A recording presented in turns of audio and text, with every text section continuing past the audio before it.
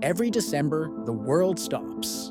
From London to New York, from Dubai to the remote villages of Africa, millions of eyes turn to one location, Ota, Nigeria. They call it Shiloh. It is not just a church program. It is a phenomenon. It is a mountain where barren women carry babies, where terminal diseases vanish, and where poverty is swallowed up by strange wealth.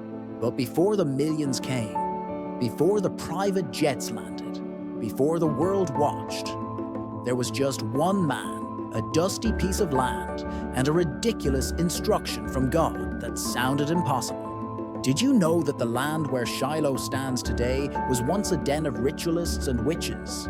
Did you know that when Bishop Oyedepo first announced this gathering, construction giants said it would take 3 years to build the venue? But he said, "No, we have 1 year. Today, we take you back to 1999. We are going to reveal the untold story of how Shiloh began, the secret covenant behind it, and why, after 25 years, the fire has refused to go out." This is the origin of Shiloh. To understand Shiloh, you have to go back way before 1999. You have to go back to May 2nd, 1981. A young, 26-year-old David Oyedepo is in an 18-hour-long vision. He sees people battered, beaten, tattered, and crying for help. He asks God, "Why?" And God speaks, "The hour has come to liberate the world from all oppressions of the devil through the preaching of the word of faith. And I am sending you to undertake this task." That was the seed, but the harvest needed a barn. For years, the church grew, Kaduna, then Lagos, but God had a bigger agenda. In the late 90s, the church in Lagos was exploding. They were holding multiple services, but the crowd was overwhelming. They needed space. God told him to move to Ota, a jungle, a place where human parts were found in the bush, a place people were scared to go. But Bishop Oyedepo went, "Why?" "Because you cannot have a Shiloh encounter in a comfort zone. You need a wilderness to prove God's power." 1998 was the turning point. God instructed the bishop to build a 50,000-seat sanctuary, the Faith Tabernacle. They called the top construction company in Nigeria, Julius Berger. The engineers looked at the plan. A building with no visible pillars in the middle? A 50,000 capacity auditorium? They laughed. They said, "This will take 3 years minimum." Bishop Oyedepo looked at them and said, "It took God 7 days to create the whole world. It cannot take him 3 years to build a hall." He rejected their timeline. He turned to the church. It became a project of direct labor. This is the part many people don't know.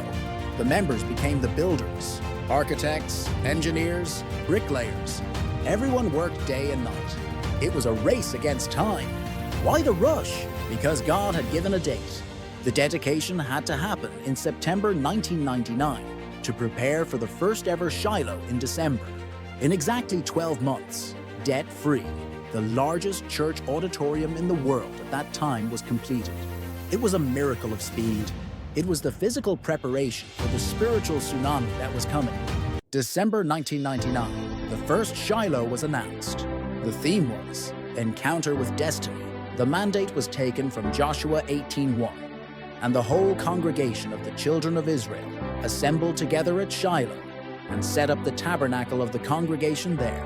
God told Bishop Oyedepo, "Shiloh shall be a mountain of encounters for my people." It wasn't a conference, it wasn't a seminar. It was a place where human protocols were suspended. At that first Shiloh, the atmosphere was electric. People had never seen a 50,000 capacity church filled to the brim. The ground was shaking. Mothers who had been barren for 15 years returned the next year with babies. The blind saw it wasn't just hype, it was raw power. This was where the tradition of the mantle began to take global fame. This was where the Shiloh sacrifice became a covenant key for millions. Bishop Oyedepo taught them that Shiloh was not for lazy Christians. It was for those desperate for a change of level. Fast forward 25 years, Shiloh has outgrown the Faith Tabernacle. Now they are building the Ark, a 100,000 capacity stadium-like church. Why? Because the God of Shiloh is a God of multiplication. Today, Shiloh is broadcast to over 177 nations instantly. It is no longer a Nigerian event, it is a kingdom event. From a Muslim background to a tuberculosis patient to the wealthiest preacher in Africa, Bishop Oyedepo's life is the ultimate proof that Shiloh works. He didn't just build a church, he built a platform for God to meet with men. The question is not whether Shiloh is powerful. The question is, are you ready for your own encounter?